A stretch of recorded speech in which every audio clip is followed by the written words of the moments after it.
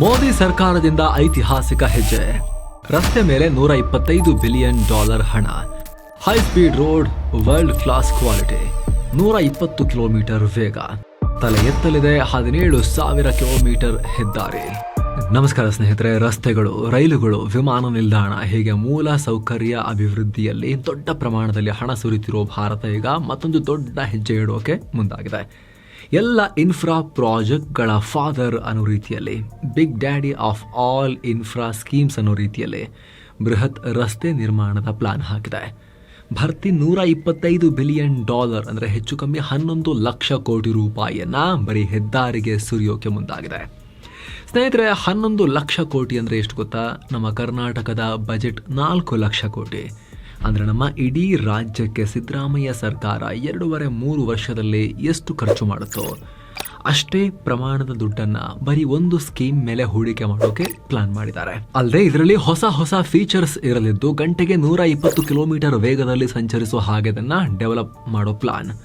Toll ವ್ಯವಸ್ಥೆಗೆ ಮತ್ತು ಈ ಹೆದ್ದಾರಿಗೆ ಹಣ ಕಲೆಕ್ಟ್ ಮಾಡೋಕ್ಕೂ ಕೂಡ ಹೊಸ ಸಿಸ್ಟಮ್ ತರ್ತಾ ಇದ್ದಾರೆ.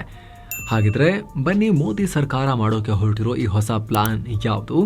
ಈ ಹೊಸ ರಸ್ತೆಯಲ್ಲಿ ಏನೆಲ್ಲ ಇರುತ್ತೆ? ದೇಶದ ಅಭಿವೃದ್ಧಿ ದೃಷ್ಟಿಯಲ್ಲಿ ಈ ಹೆಜ್ಜೆ ಹೊಸ ಮೈಲಿಗಲ್ಲು ಹೇಗಾಗುತ್ತೆ? ಉದ್ಯೋಗ, ಆರ್ಥಿಕತೆ, ವ್ಯಾಪಾರ ಎಲ್ಲ ಆಯಾಮಗಳಲ್ಲಿ ಇದು ಯಾಕೆ ಇಂಪಾರ್ಟೆಂಟ್? ಎಲ್ಲವನ್ನ ಕ್ವಿಕ್ ಆಗಿ ನೋಡ್ತಾ ಹೋಗೋಣ. ಕಡೆ ತನಕ ಮಿಸ್ ಮಾಡಿದೆ ನೋಡಿ. ಕೇಂದ್ರ ಸರ್ಕಾರದಿಂದ ಬೃಹತ್ ಹೆದ್ದಾರಿ ಪ್ಲಾನ್, ಹೊಸ ರಸ್ತೆಗಳಲ್ಲಿ ವರ್ಲ್ಡ್ ಕ್ಲಾಸ್ ಗುಣಮಟ್ಟ. ಸ್ನೇಹಿತರೆ, ಕೇಂದ್ರ ಸರ್ಕಾರದ ಉನ್ನತ ಅಧಿಕಾರಿಗಳು ಈ ಮಾಹಿತಿ ಹೊರಹಾಕಿದ್ದು ಎಕನಾಮಿಕ್ ಟೈಮ್ಸ್ ಮತ್ತು ಬ್ಲೂಮ್ಬರ್ಗ್ ರಿಪೋರ್ಟ್ ಮಾಡಿವೆ. ದೇಶದಲ್ಲಿ ಸಂಪರ್ಕ ವ್ಯವಸ್ಥೆಯನ್ನ ಉತ್ತಮಗೊಳಿಸುವುದರ ಭಾಗವಾಗಿ ಮೂಲಸೌಕರ್ಯದ ಕ್ವಾಲಿಟಿಯನ್ನ ಹೆಚ್ಚಿಸುವ ಸಲುವಾಗಿ ಈ ಪ್ಲಾನ್ ಮಾಡಲಾಗಿದೆ. ಸದ್ಯ ದೇಶದಲ್ಲಿ 1,46,000 ಕಿಲೋಮೀಟರ್ ಮಾತ್ರ ಹೆದ್ದಾರಿ ಇದ್ದು, ಹೈ ಸ್ಪೀಡ್ ರಸ್ತೆಗಳು ಬರೀ 4,500 ಕಿಲೋಮೀಟರ್ ಅಷ್ಟೇ ಇದೆ. ಇದು ಭಾರತದಂತಹ ಬೃಹತ್ ದೇಶಕ್ಕೆ, ದೊಡ್ಡ ಮಾರ್ಕೆಟ್ಗೆ ಸಾಕಾಗಲ್ಲ. ಚೀನಾ ಈಗ ಆಲ್ರೆಡಿ 1,80,000 ಕಿಲೋಮೀಟರ್ ಎಕ್ಸ್ಪ್ರೆಸ್ ವೇ ಹೊಂದಿದ್ದು, ಅಮೆರಿಕ 75,000 ಕಿಲೋಮೀಟರ್ ಎಕ್ಸ್ಪ್ರೆಸ್ ವೇ ಹೊಂದಿದೆ. ಭಾರತದಲ್ಲಿ ಇದು ಜಸ್ಟ್ 6,000-7,000 ಕಿಲೋಮೀಟರ್ ಮಾತ್ರ. ಹೀಗಾಗಿ ಎಕ್ಸ್ಪ್ರೆಸ್ ವೇಗಳ ಮಾದರಿಯಲ್ಲೇ ಹೈ ಸ್ಪೀಡ್ ರೋಡ್ಗಳನ್ನು ಹಾಕೋಕೆ ಕೇಂದ್ರ ಸರ್ಕಾರ ಮುಂದಾಗಿದೆ. ಇದರ ಅಡಿಯಲ್ಲಿ ದೇಶಾದ್ಯಂತ 10,500 ಮೈಲಿ ಅಂದರೆ 17,000 ಕಿಲೋಮೀಟರ್ ರಸ್ತೆ ಹಾಕೋ ಗುರಿ ಇಟ್ಕೊಳ್ಳಲಾಗಿದೆ. ಭರ್ತಿ 11 ಲಕ್ಷ ಕೋಟಿ ರೂಪಾಯಿ ಖರ್ಚು ಮಾಡಲಾಗ್ತಾ ಇದ್ದು, ದೇಶದಲ್ಲೇ ಅತಿ ದೊಡ್ಡ ಮೂಲ ಸೌಕರ್ಯದ ಪ್ಲಾನ್ ಅಂತ ಬಣ್ಣಿಸಲಾಗ್ತಿದೆ. ಜೊತೆಗೆ ಈ ಹೊಸ ಹೆದ್ದಾರಿಯಲ್ಲಿ ಹಲವು ರೀತಿಯ ಫೀಚರ್ಸ್ ಇರಲಿವೆ. ಮೊದಲಿಗೆ ವೇಗದ ಸಂಚಾರಕ್ಕೆ ಆದ್ಯತೆ ಕೊಡಲಾಗ್ತಾ ಇದೆ.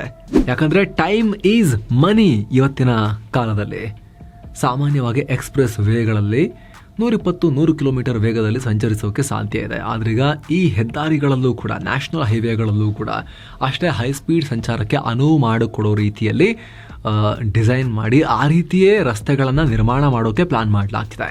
ಅಂದರೆ ಗಂಟೆಗೆ 120 ಕಿಲೋಮೀಟರ್ ವೇಗದಲ್ಲಿ ಸಂಚರಿಸೋಕೆ ವ್ಯವಸ್ಥೆ ಮಾಡೋ ಥರ.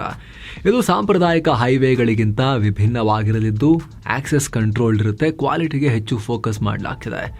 ಫಾಸ್ಟ್ ಆಗಿ, ಸೇಫ್ ಆಗಿ ಮತ್ತು ಹೆಚ್ಚಿನ ಸಾಮರ್ಥ್ಯ ಇರೋ ರೀತಿಯಲ್ಲಿ ರಸ್ತೆ ನಿರ್ಮಿಸಲಾಗ್ತಾ ಇದೆ.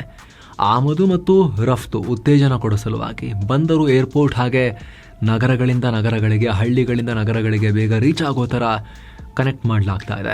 ಅಷ್ಟೇ ಅಲ್ಲ, ಈಗ ಪ್ರಪೋಸ್ ಮಾಡಿರೋ ಪ್ಲಾನ್ನಲ್ಲಿ 40% ಹೆದ್ದಾರಿಗಳು ಆಲ್ರೆಡಿ ಕಾಮಗಾರಿ ಶುರುವಾಗಿ ನಡೀತಾ ಇದೆ. ಕನ್ಸ್ಟ್ರಕ್ಷನ್ ಆನ್ ಗೋಯಿಂಗ್ ಆಗ್ತಾ ಇದೆ. ಈಗ ಈ ಪ್ರಾಜೆಕ್ಟ್ಗಳು 2030ಕ್ಕೆ ಕಂಪ್ಲೀಟ್ ಕೂಡ ಆಗಲಿವೆ. ಆ ರೀತಿ ಟಾರ್ಗೆಟ್ ಹಾಕೊಳ್ಳಲಾಗಿದೆ. ಇನ್ನು ಉಳಿದಿರೋದು 60%. ಅದು 2028ಕ್ಕೆ ಶುರುವಾಗುತ್ತೆ, 2033ಕ್ಕೆ ಮುಕ್ತಾಯಗೊಳ್ಳುತ್ತೆ ಅಂತ ಅಧಿಕಾರಿಗಳು ಟೈಮ್ ಲೈನ್ ಹಾಕೊಂಡಿದ್ದಾರೆ. ದುಡ್ಡು ಯಾರು ಕೊಡ್ತಾರೆ?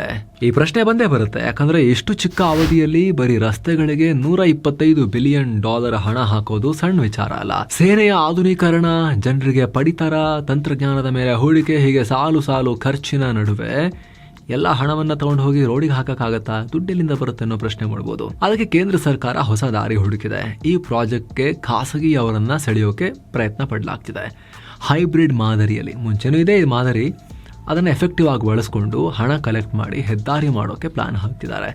ಇದರಲ್ಲಿ 2 ರೀತಿಯ ವ್ಯವಸ್ಥೆ. ಮೊದಲನೇದು BOT ಮಾಡೆಲ್, ಎರಡನೇದು HAM ಮಾಡೆಲ್. BOT ಮಾಡೆಲ್ ಅಂದರೆ ಬಿಲ್ಡ್, ಆಪರೇಟ್, ಟ್ರಾನ್ಸ್ಫರ್ ಅಂತ. ಕಟ್ಟೋದು, ಕೆಲ ಕಾಲ ಆಪರೇಟ್ ಮಾಡಿ ಸುಂಕ ಸಂಗ್ರಹ ಮಾಡೋದು, ಆಮೇಲೆ ಸರ್ಕಾರಕ್ಕೆ ಅದನ್ನು ಟ್ರಾನ್ಸ್ಫರ್ ಮಾಡಿಬಿಡೋದು ರೋಡ್ಸನ್ನು.